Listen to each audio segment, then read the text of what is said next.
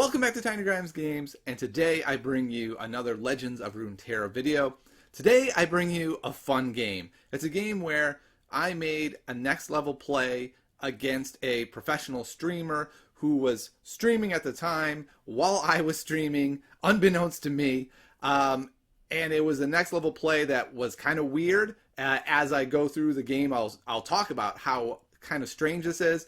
And the streamer's reaction was one of disbelief. The funniest part was probably his chat, which blew up with what a fool I was and what a terrible play that was. And what I think is really interesting about the video is it really demonstrates the importance of when your opponent makes a really odd play, like a truly out of bounds odd play, it probably means they're up to something, right? They're probably not just making an utterly awful play, but it's really on you to try to figure out exactly what it was. Now, you could just assume the person's a fool. I tend not to do that. I tend to assume, especially once I hit master, that everyone at that rank has a reason. Maybe it's a reason I would disagree with, but it is a reason to do it. So I think it'll be interesting to keep that in mind as we see maybe what this streamer could have done differently. Two disclaimers for the video, though. Number one, I did not actually know BBG was streaming as I was playing this game. I saw BBG as my opponent, but it didn't really dawn on me that was actually Bruised by God, because my opponent was in the 500s. Every time I've seen BBG stream, he's, in the top 100 or whatever. I just assumed it was someone with a similar name. I couldn't remember exactly what Bruised by God's name was in game. Second disclaimer, I am not mocking Bruised by God, BBG, just to be perfectly clear about that. I think he's a great player. He's an entertaining streamer, and I think it is a lot to expect somebody while they're streaming to be able to suss out every single possibility of what could be going on, especially when chat is just piling on all this nonsense chatter about what a fool your opponent is. I think it can be very hard not to just kind of go along with the ride. So just want to make that clear. This is not making fun of BBG in any way. He's awesome. Keep up the great work if you see this, BBG. Thanks so much for the game. And once again, a good example of making a next level play. Person doesn't recognize it's a next level play. They think it's a terrible play, and it ends up essentially winning the game. So I hope you enjoyed the game, and I'll see you next time on Tiny Grimes Games. Worked out, I guess. 2377. We're at our new all-time high. Woo! Can we break 2,000? All right, Hacker and Vladimir. That's pretty slow. I think we'd go with these two and hope we pick up pieces to make this work really well. We definitely did not. We could still pick up something good. A 2 or 3 drop with him, the Bark guy. So I guess what I was saying, to go back to that last person's deck with the Death Mark and the Heal guy, it just feels like that's not quite as strong as, say, like just playing all good cards on their own, because you're really reliant on hitting the effects you need to hit. I don't know. That's just my thought. All right, what am I doing about her? She's definitely going to get hit with a couple of things a couple times. Wow, okay. I didn't attack with her. Seems odd. Do I just glimpse and attack with these two? I think I do. I think I go like that. Yeah, I just attack with all three. And then glimpse the bird. It seems weird that they went for that block.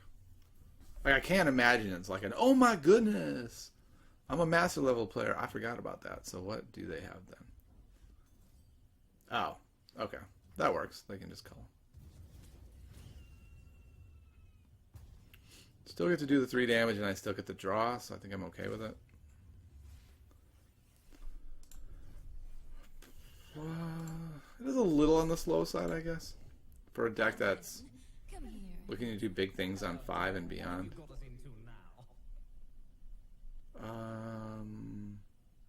So I do have Fury.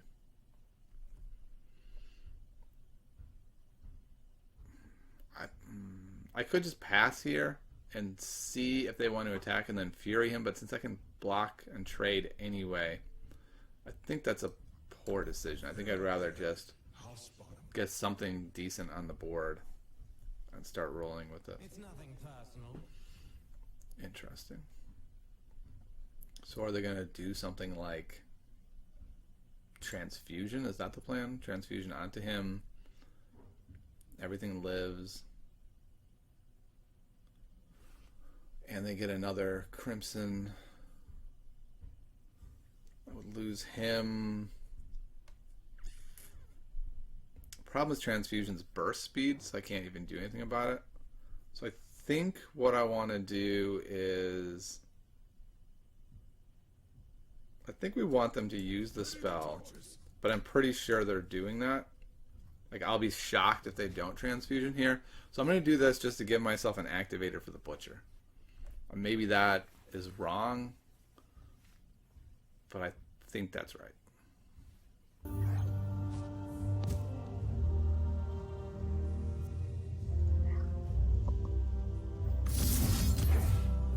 Look what you did.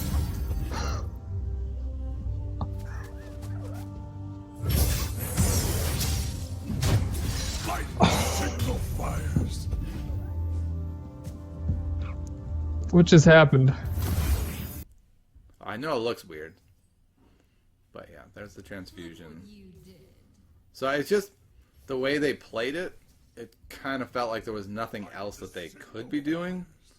And I could have just said, like, well, if I know that's the case, then why am I walking into that? And the reason was to get the transfusion out so that now when I play the Caretaker or whatever else it is, that's gone. Hopefully they don't have another one. But it worked out even better grabbing the Caretaker, because now these guys hook him and kill him. Where if they had the transfusion, they might have burned it. But I don't know. I feel like maybe I give players too much credit, but I kind of feel like if you're at master level, you're probably not just going to burn it. You probably know what you're doing. All right, let's put this guy out too. But it's entirely possible they have another one. Like, it wouldn't be unbelievable. But I think we have to work under the assumption that they don't have another one.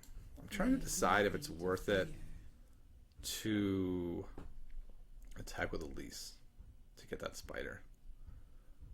They will be able to get 2 damage on us if we do, but I think it's fine. Okay, I guess I should have just attacked. Yep, seems that way. That was a huge blunder, I think. I don't understand that at all. It seems obvious to me, like beyond obvious, that if you're going to do that, you hit one of these guys to save one of those. So I'm really confused by that play. I don't understand that one. Especially if you have no tricks, nothing, and you're just like, there, my board's wiped. Haha. I'm kind of lost on that one. That was a really good turn for him. What does this mean they have moving forward that is so good that was fine? I feel like that makes it even worse. But they played him there. Because then they could have had damage from them. I don't know. I don't know what this guy's doing, what this person is doing. This isn't Bruised by God, right? I can't imagine it is. I think we're gonna play the Fury and take him off the board. I think we do it with him. No, that doesn't matter. We'll do it with him. And I don't think they have anything for 1 that saves him. So this feels pretty traumatic for them. I don't think they can come back from this. Like, I probably just open attack for 11 here. And then I also have Atrocity. I certainly could have Elise first and gone for the win, but I think this is just too overwhelming. I'll try anyone. I want to leave Atrocity up. Just in case they sort of burn everything. Because they do have stuff like Noxious Fervor. And I feel like this game is so in hand, it would be absurd to atrocity in any situation where it could backfire. Because at this point we can just play Endure and win anyway. We each Okay. then found home. That's strong. How do I do this? I think I'll play Elise. I'm one short of being able to do them both anyway. So now I can still play Endure. Have 6 allies survive damage. Okay. So we'll do that.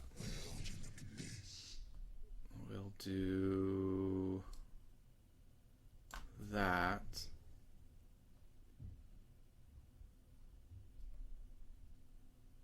I'll block there. It will all be over soon. Did I block there? Yeah, you know, let's just block everywhere. And then we'll see what happens. We could still Vile Feast in addition to everything else.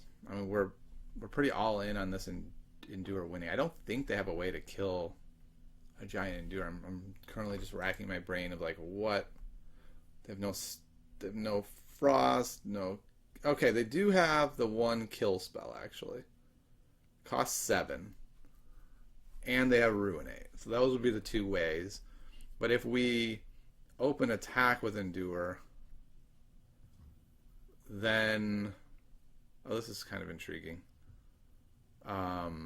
So I can do Vile Feast and then he'll live, but it will be something that will survive there, which I think is irrelevant. Do I want to do that? Do I care, or would I rather have more banked mana next turn? To have 9/12 in case I can double Atrocity if I draw it.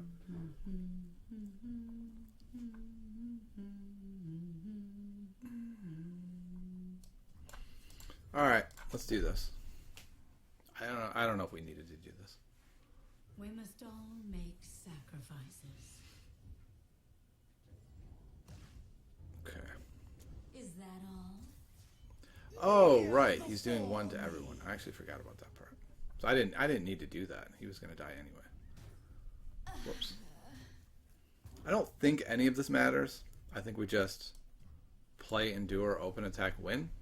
But all of this was like an exercise in what if. Like, what if there is some awful scenario that I'm dreaming up?